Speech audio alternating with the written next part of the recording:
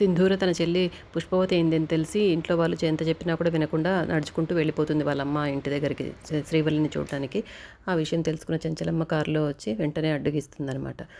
ఎంత చెప్తున్నా వినట్లేదు అత్తమ్మ మా చెల్లి అంటుంటే కూడా వినట్లేదు, పూర్తిగా వినకుండా బసవ కారెక్కమని చెప్పు, నా మాట మీద ఏమాత్రం గౌరవమైనా కారెక్కమని చెప్పు అంటుంది. అది కాదత్తమ్మ అనేసి మా చెల్లి అని చెప్తూ ఉంటే బసవ నేను ఎవరికైనా ఒకసారే చెప్తానని చెప్పు అనేసి కారెక్కి కూర్చుని అద్దం వేసేసుకుంటుంది చెంచలమ్మ.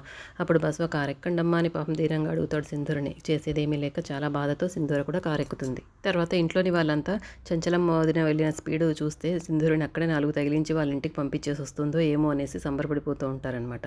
ఇంతలో చెన్నకేశవులు గారు వచ్చి చంటిని పిలుస్తారు. చంటి ఒకసారి అమ్మగారిని పిలువని. అమ్మగారు సింధూర అమ్మగారు ఇద్దరు ఇంట్లో లేరయ్య గారు అని చెప్తారు. ఎక్కడికి వెళ్ళారు అంటే అప్పుడు చాముండి కల్పించుకొని చెప్తుంది. సింధూరం ఏమంత చెప్తున్నా వినకుండా అత్తమ్మ కూడా చెప్పకుండా వాళ్ళ అమ్మ నాన్నని చూడడానికి బయలుదేరి వెళ్ళింది. ఆ విషయం తెలుసుకున్న చెంచలమ్మతో తనని తీసుకురావడానికి వెళ్ళింది అని చెప్తుంది. అప్పుడు చంటి సింధూర వాళ్ళ అమ్మా నాన్నలు చూడడానికి వెళ్ళలేదండి, శ్రీవల్లి అదే వాళ్ళ చెల్లెలు శ్రీవల్లి పుష్పవతి అయిందని చూడడానికి వెళ్ళారు అని చెప్తాడు చంటి. దాంతో ఇంట్లో వాళ్ళందరూ కోపగించుకుంటారు, ఎందుకు చెప్పావురా అన్నట్టుగా. ఇంతలో చెంచలమ్మ సింధూరని తీసుకుని ఇంటికి వస్తుంది. అప్పుడు చెన్నకేశవులు గారు సింధూరని చూసి మీ ఇంటికి వెళ్ళావా అనేసి అడుగుతారు. సింధూర మీ ఇంటికి వెళ్ళావమ్మా అనేసి. లేదు అన్నట్టు తలూపుతుంది. అప్పుడు చెంచలమ్మ కల్పించుకొని నేను వెళ్ళొద్దు అంటున్నా, ఇంటి గడప దాటొద్దు అంటున్నా, నా మాట లెక్క చేయకుండా వెళ్ళిపోతుంది ఈ మధ్యన అంటుంది. అప్పుడు నువ్వు చేస్తున్నది చాలా తప్పు చెంచలమ్మ, కొన్ని విషయాలు తెలిసాక వెళ్ళాలా లేదా అన్నది ఆలోచించకుండానే జరిగిపోతుంది అని ఏదో చెప్పబోతారు చెన్నకేశవులు గారు.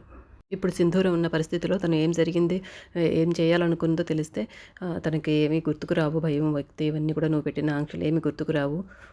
తన చెల్లెలు పుష్పవతి అయిందని తెలిసి మనసు ఆపుకోలేక వెళ్ళింది తను అని చెప్తాడు ఆయన. ఆ మాట వింటూనే చెంచలమ్మ కొంచెం జంకుతుందనమాట. అయ్యో తను చేసిన తప్పు అనేసి తన ఫేస్లో ఉన్న ఫీలింగే చెప్పేస్తుంది. అప్పుడు వెంటనే సింధూర వైపు చూస్తుంది, అవునన్నట్టు తలూపుతుంది సింధూర. ఆ తర్వాత వాళ్ళ ఇంట్లోని వాళ్ళ వైపు చూస్తుంది, నాకు ఈ విషయం ఎందుకు చెప్పలేదు అన్నట్టుగా వాళ్ళందరూ తలదించుకుంటారు. వెంటనే బసవని పిలిచి ధర్మయ్య గారింటికి వెళ్ళి వాళ్ళకి ఏమేమి కావాలో అవసరాలన్నీ తీర్చి వాళ్ళకి దగ్గర ఉండి అన్ని పనులు చేసి పెట్టిరండి అని పంపిస్తుంది. మన ఊర్లో ఉన్న వాళ్ళు మనకు మిత్రులు అవుతారే తప్ప శత్రువులు ఎవరు, వెళ్ళండి అని పంపిస్తుంది. అక్కడ ఉన్న ఇరుగు పొరుగు వాళ్ళని కూడా నా మాటగా సహాయం చేయమని చెప్పండి అంటుంది. సింధూరని కూడా పంపిస్తే బాగుంటుంది, తన చెల్లెల్ని చూడాలనే ఆశ ఆవేదన తనకు కూడా ఉంటుంది కదా, ఆలోచించి ఒకసారి అని చెన్నకేశవులు గారు చెప్తారు. ఇల్లు దాటి వెళ్ళడం అది నా అనుమతి లేకుండా అది తప్పే, వాళ్ళ ఇంట్లో వాళ్ళకి ఏం కావాలో అన్ని నేను ఏర్పాట్లు చేస్తాను అని సింధూరని పంపించకుండా తన గదిలోకి వెళ్ళిపోతుంది చెంచలమ్మ. తర్వాత సింధూర వాళ్ళమ్మ తులసి వాళ్ళ నాన్నతో ఇలా చెప్తుందనమాట, ఈ ఊరి వాళ్ళు మనం చెంచలమ్మని ఎదిరించి ఈ ఊరిలో ఉండడం మన తప్పేనేమోనండి, ఈ ఊరి వాళ్ళు కూడా ఎవరు మనకు గౌరవం ఇవ్వలేదు, మర్యాద ఇవ్వలేదు, కానీ చెంచలమ్మ మాత్రం మనల్ని ఒక్క మాట అనలేదు, పైగా మనకి ఇప్పుడు అవసరమైన టైంలో వాళ్ళ మనుషులను పంపించి మనకు కావాల్సిన ఏర్పాట్లన్నీ చేసింది, ఒకసారి ఆలోచించండి మీరు, మనం చేస్తున్నది తప్పేమో ఈ ఊరిలో ఉండడం, చెంచలమ్మను ఎదిరించడము అని చెప్తుందనమాట. అప్పుడు చెంచలమ్మ గారిని ఎలా అర్థం చేసుకోవాలి మనం అని ధర్మయ్య కూడా కొంచెం ఆలోచనలో పడతారు. వెంటనే విజయమ్మ దగ్గరికి వెళ్తారు.